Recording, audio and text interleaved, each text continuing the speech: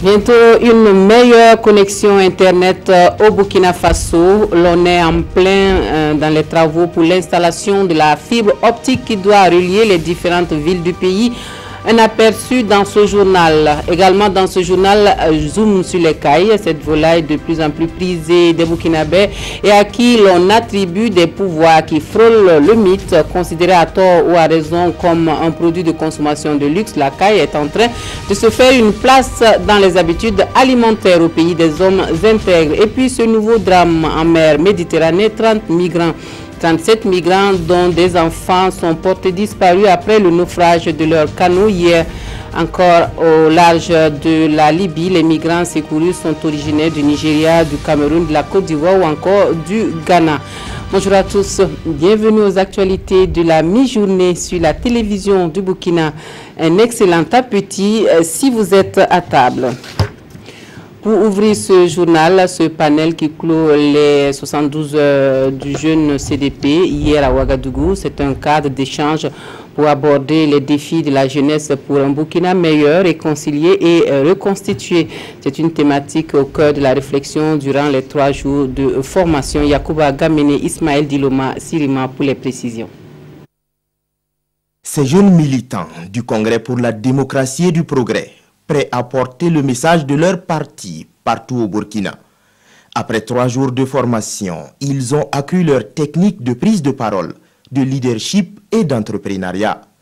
Une activité qui s'inscrit dans le cadre des 72 heures du jeune CDP et qui vise à associer de façon active les jeunes dans la construction du Burkina. Notre appel à travers ce panel, c'est l'union des jeunes dans tout son ensemble.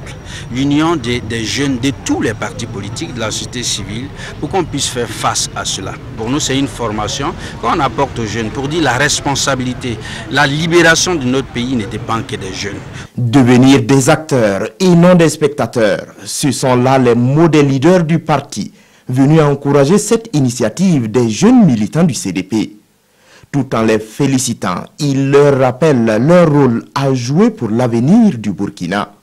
Les jeunes, vous le savez très bien, constituent aujourd'hui ceux qui relèvent les paradigmes d'un pays. C'est pour cela que nous estimons que la jeunesse d'un parti, c'est l'avenir de notre parti. Et notre parti entend construire un avenir. Et pour construire cet avenir, il faut consolider théoriquement, pratiquement, politiquement, stratégiquement et tactiquement la jeunesse de notre parti. Pour ces jeunes, la conquête de Kosiam en 2020 se prépare dès aujourd'hui. Et pour eux, c'est l'occasion de multiplier les actions pour y parvenir.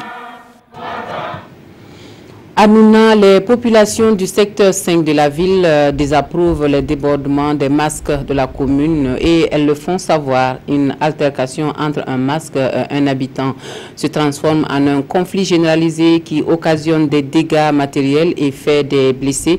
Les autorités administratives et coutumières cherchent ensemble une issue à la crise. Des précisions avec Lassina Ouattara, Christophe Traoré avec la complicité de Yacouba Goro.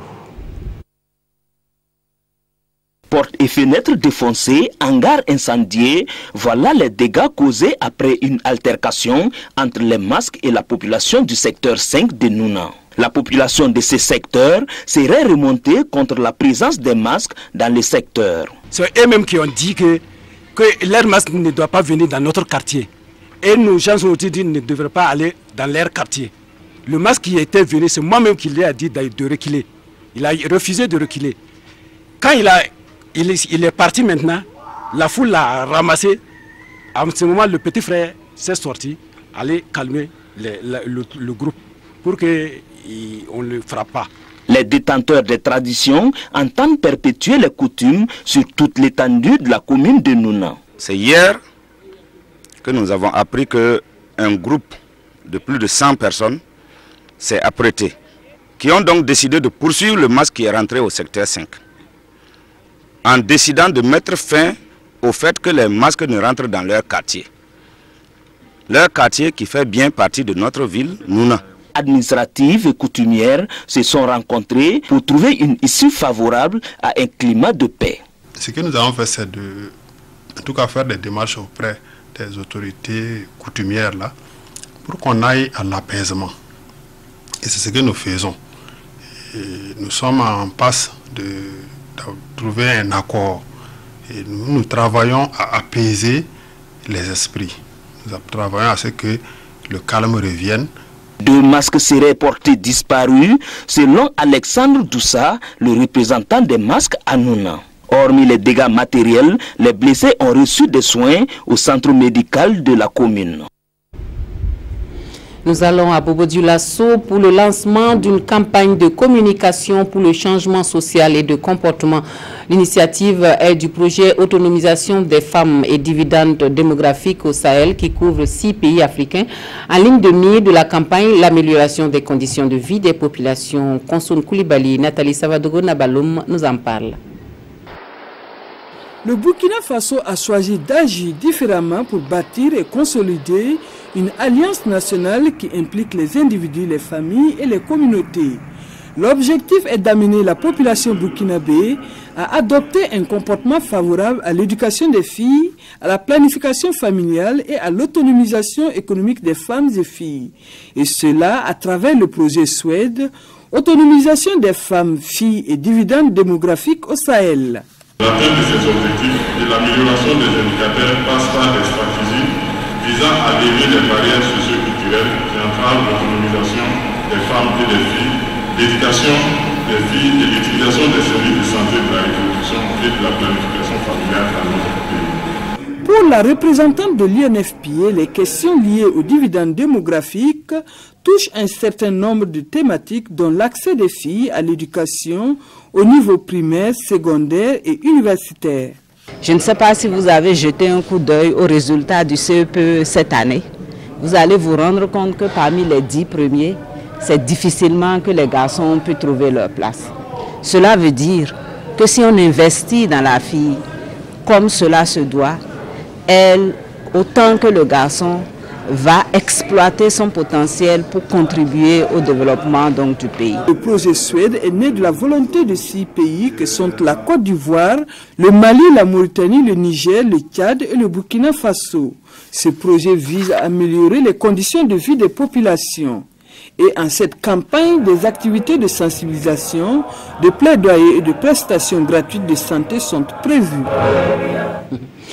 Et la fibre optique pour révolutionner le secteur des télécommunications au Burkina Faso, l'on est toujours dans la dynamique. Les acteurs sont à pied d'œuvre pour l'installation de cette fibre qui devra relier les différentes villes du pays. Le Natel affiche pour ambition d'offrir de meilleurs services aux usagers. Un zoom sur les travaux de la fibre optique avec Issa Kafando et Vincent Kendrebego.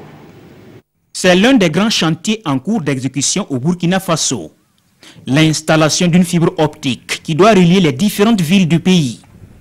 Ici, des ouvriers en plein travaux sous la supervision de William, un technicien de l'Orine, l'entreprise en charge des travaux. On parle de boucle nord-ouest et bientôt la phase 2 qui va englober le nord en passant par Dori, Fadangourma. Il y a aussi, vous aviez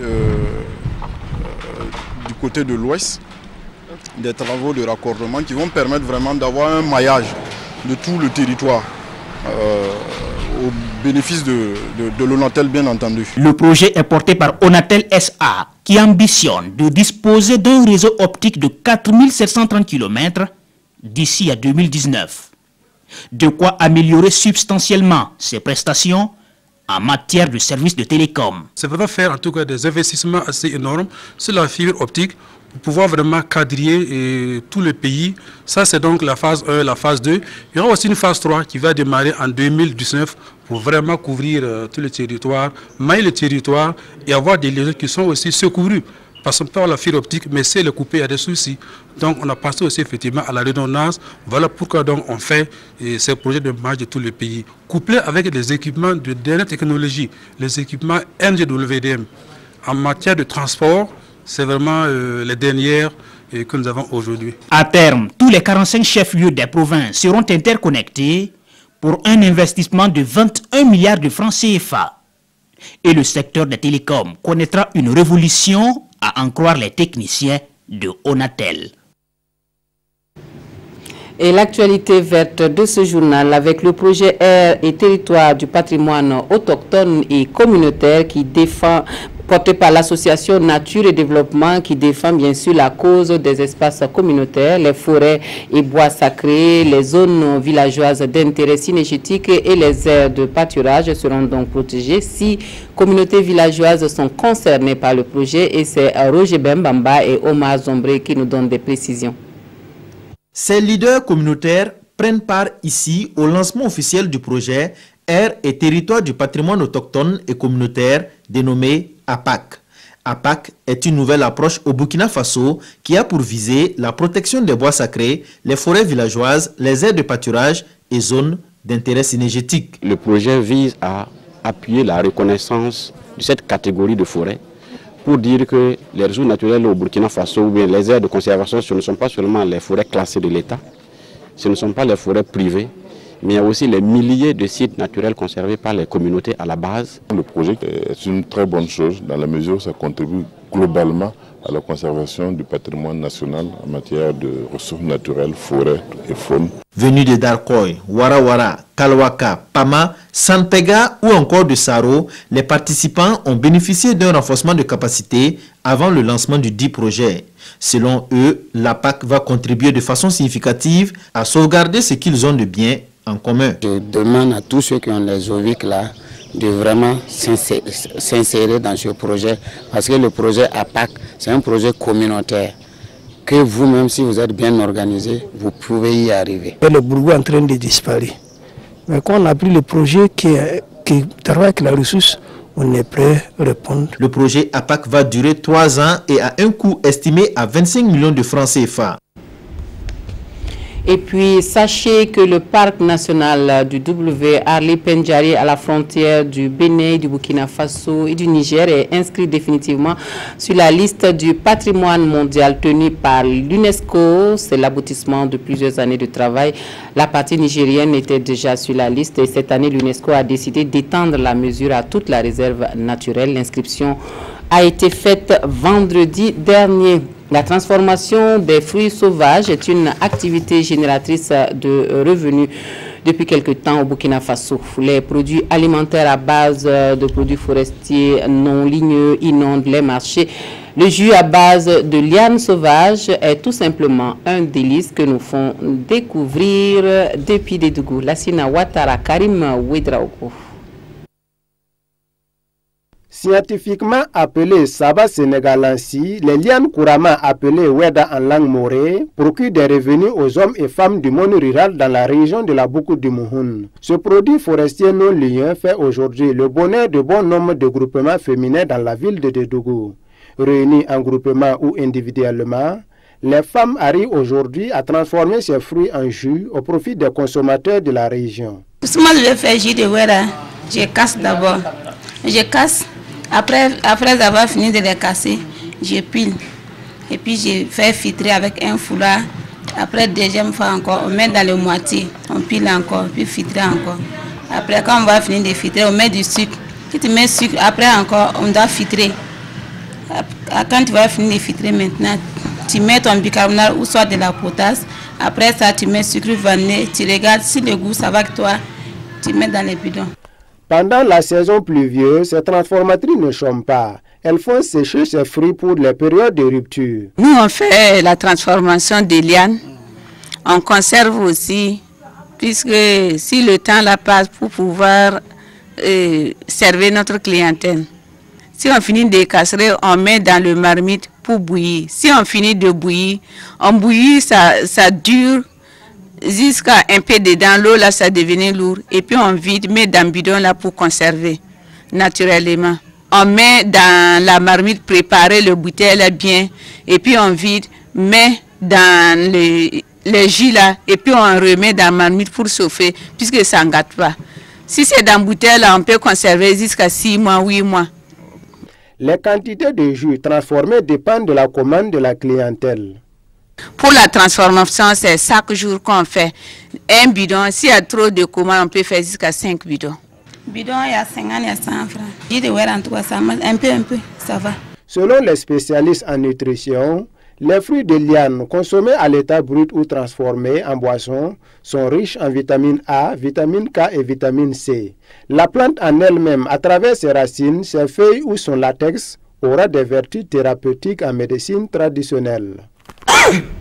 Et puis les cailles qui se font une place dans les habitudes alimentaires au Burkina Faso, c'est également un fait, surtout à l'occasion des grandes manifestations ou des fêtes, même si pour l'heure la caille est considérée comme un produit de luxe pour la plus grande majorité des Burkinabés. On attribue à sa chair et à ses œufs des valeurs nutritionnelles qui frôlent souvent le mythe et qui valent un culte dans certains milieux. Le petit oiseau dont la fragilité rend l'élevage difficile est encore très peu connu des Burkinabés. Tout sur les cailles, c'est un sujet que nous propose Billy Douba Zongo et Mireille Tougouma. Des œufs de petit gabarit, minuscules comparativement à ceux des poules, mais très riches en termes de nutriments. Il s'agit là des œufs de caille. Il faut se dire que les œufs de caille sont 5 fois plus petits qu'un œuf normal de poule, mais il est 5 fois plus riche en termes de phosphore. Ça veut dire que le phosphore, c'est un sel minéraux qui entre dans la composition du cerveau, donc entraîne le bon fonctionnement du cerveau. S'il est 15 fois plus riche que l'œuf normal en termes de vitamine B2, il est normal que le rôle essentiel de vitamine B2 qui entre dans la reproduction de l'être humain, qui renforce le système de défense immunitaire, soit ces propriétés qu'on attribue à l'œuf de caille. Son bénéfice majeur, c'est qu'il y a l'absence de cholestérol. Donc son absence fait qu'on encourage à tout le monde, ceux qui peuvent avoir accès, de le consommer. Pour ses vertus, les œufs de caille peuvent se consommer crus, certes. Cependant, à cause de l'hygiène et pour qu'ils soient plus bénéfiques à l'organisme, il est souhaitable qu'ils passent d'abord par la casserole. En termes de consommation, je préconise la consommation cuite. Ça veut dire que tu les portes à 100 degrés pendant 3 minutes. L'inconvénient de cru là, c'est que la qualité de protéines n'est pas au maximum. On peut le consommer cru, mais il faut faire très attention parce qu'il y a l'hygiène aussi qui entre dans le système de jeu. Ces œufs sans cholestérol, réputés pour être une icône en matière d'équilibre alimentaire, sont produits par ces petits oiseaux, les cailles. Quelque part dans les hauts bassins, ce promoteur exerce la coturniculture, c'est-à-dire l'élevage des cailles. J'ai vu des cailles avec un ami et j'ai cherché chez lui. Bon, il y a d'autres qui venaient ici, il y a d'autres qui venaient à Abidjan par un ami, à travers un ami. La production, ça commence à augmenter, Finalement, le jeu là, je voulais commercialiser. Prendre soin des cailles exige tact et minutie, d'où cet important dispositif matériel pour leur survie. Ils mettent dans le couvert, ils mettent la température à 37 degrés. Bon, chaque jour, tu peux remuer le jeu là 3 fois ou bien 4 fois. Si tu fais ça régulièrement, s'il n'y a pas beaucoup de coupures, en tout cas, dans 14 jours, ça va sortir. Voilà, c'est ça. Et quand c'est sorti, on a des caisses aussi pour mettre petits poussins dedans. On met l'ampoule dedans parce qu'il n'aime pas le froid. Les cailles restent méconnues de la population, mais pour ceux qui en consomment, c'est tout un symbole. Dans des livres saints, tels la Bible et le Coran, Dieu nourrit les enfants d'Israël dans le désert avec la manne et la caille.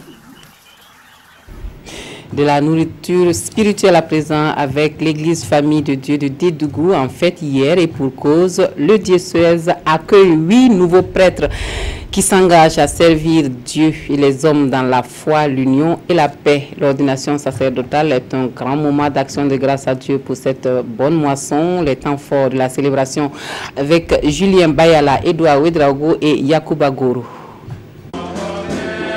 Après la vérification de leur volonté à servir l'Église et les fidèles catholiques, l'imposition des mains et la bénédiction de l'administration apostolique du diocèse de Dédougou, ces 7 postulants ont été faits prêtres. Ces nouveaux prêtres sont conscients des missions qui les attendent au sein de la grande famille de l'Église catholique. On dit la moisson est abondante, mais les ouvriers sont peu nombreux. Je m'attends également à ce que la parole de Dieu soit annoncée dans tous les contrées du monde. Aujourd'hui, je suis prêtre et je tiens à dire merci à Dieu Tout-Puissant pour tout ce que j'ai reçu comme grâce et comme bénédiction. Après les chants, louanges à Dieu et remerciements, cet instant est également un appel à se mettre au service des fidèles chrétiens du diocèse de Dédougou. Le sacerdoce, la prêtrise, il est comme une promotion, une recherche de carrière, mais c'est avant tout un service. Et celui qui suit le Christ, c'est celui qui a lavé les pieds de ses disciples en disant, vous aussi, lavez les pieds de ceux qui vous sont proches et aidez-les à savoir que Dieu les aime au milieu de leurs difficultés. Une mission qui ne peut être possible qu'avec l'accompagnement de toute la communauté catholique. Et ils ont été ordonnés, nous rendons grâce à Dieu, mais ce n'est pas fini, le chemin est encore long. Donc je demande à tout un chacun de mettre la main et puis on va les accompagner jusqu'au bout pour qu'ils soient de saints missionnaires pour la gloire de Dieu. Au cours de cette cérémonie, ces nouveaux prêtres du diocèse de Dédougou ont été affectés dans leurs structures respectives pour accomplir les missions de l'Église catholique. Voilà donc 7 nouveaux prêtres pour le diocèse de Dédougou. Sport à présent débuté hier dans la matinée. Les championnats nationaux d'athlétisme 2017, catégorie junior et senior, se sont poursuivis dans l'après-midi. Un après-midi où les sprinteurs se sont mis en exergue avec notamment Bienvenue Sawadougou qui s'affirme comme le nouveau roi du sprint burkinabé. Un résumé avec Paul David Bambara et Mahamadi Wena. La grosse sensation dans l'après-midi d'hier nous vient de Bienvenue Sawadougou. Le coureur du RCB, vainqueur du 100 mètres hommes, s'est illustré au 400 mètres hommes, où il a non seulement déposé le spécialiste de l'épreuve Isaïe Somda, mais aussi il bat du coup le record de l'épreuve avec un chrono de 47 secondes 13. Actuellement, ça commence à partir très bien pour moi. Pour le moment, ce qu'on a vu, c'est bien pour les 100 et puis les 400. Je pense bien que les 400 doivent être mieux que pour les 100 mètres. Depuis longtemps, on travaille pour ça. Je pense bien que maintenant, je peux dire que je ne suis pas parmi les sprinteurs du Burkina Faso. L'ancien record de 47-30 était détenu par Ibrahim Ouedraogo depuis 1999. Autre belle performance, c'est celle réalisée par Rokia Fofana au 400 mètres féminin. Un chrono de 55 secondes 90, la meilleure performance depuis une dizaine d'années pour cette cadette qui vient d'être reçue à l'examen du BPC. Au 5000 mètres hommes, Seda a aussi reçu un coup en s'offrant l'épreuve devant François Dabiré. Et tout cela sous le regard du ministre Taïrou Bangré. On a vu de très belles courses et même un record battu. Je pense que vraiment ça valait le coup de venir cet après-midi pour les encourager. Je pense qu'il y a du travail encore à faire et on est en train de discuter avec le président par rapport à certaines perspectives pour qu'il va falloir avoir pour l'athlétisme au Burkina Faso. Les championnats nationaux 2017 d'athlétisme U20 et senior ont pris fin ce matin et la prochaine échéance pour la Fédération burkinabé d'athlétisme est le meeting international de la ville de Ouagadougou prévu pour le 15 juillet prochain. Et le centre de contrôle des véhicules automobiles qui multiplie les initiatives pour encourager les populations au respect des règles de la circulation. La dernière en date, un cross populaire. Des précisions avec Jean-Modeste Ouedraogo. Partis de la place de la Révolution, les coureurs ont rallié l'avenue Kwame Nkrumah en passant par le rond-point des Nations Unies. Au cours du trajet, le centre de contrôle des véhicules automobiles CCVA a invité la population à faire preuve de prudence dans la circulation. Les coureurs ont bouclé un parcours de 5 km dans les artères de la ville de Ouagadougou avant de rejoindre leur point de départ, à savoir la place de la Révolution.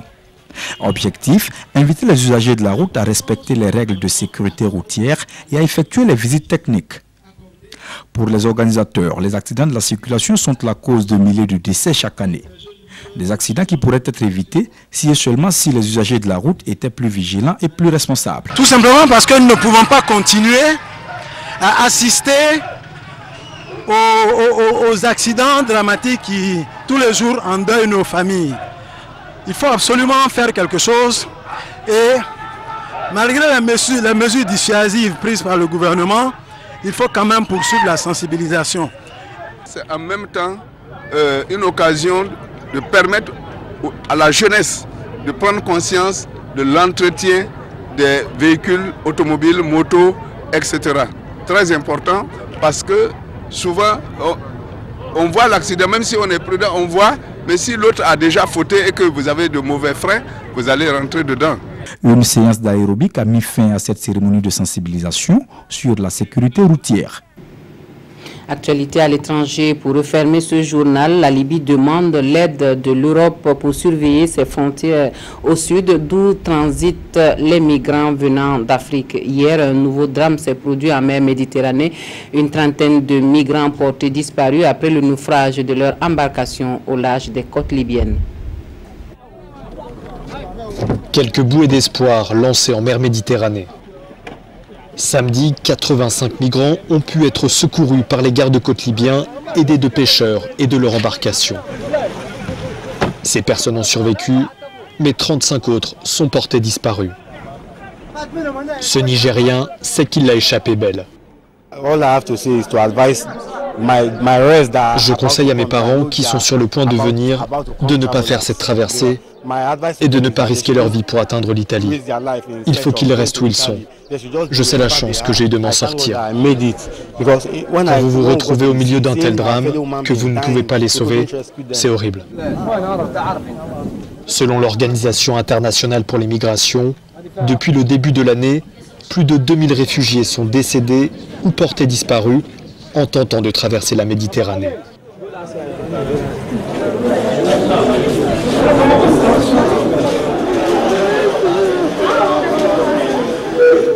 Fin des informations de la mi-journée. Merci de nous avoir reçus chez vous. Toute l'équipe du 13h se joint à moi pour vous souhaiter une excellente journée dominicale. À tous et à toutes.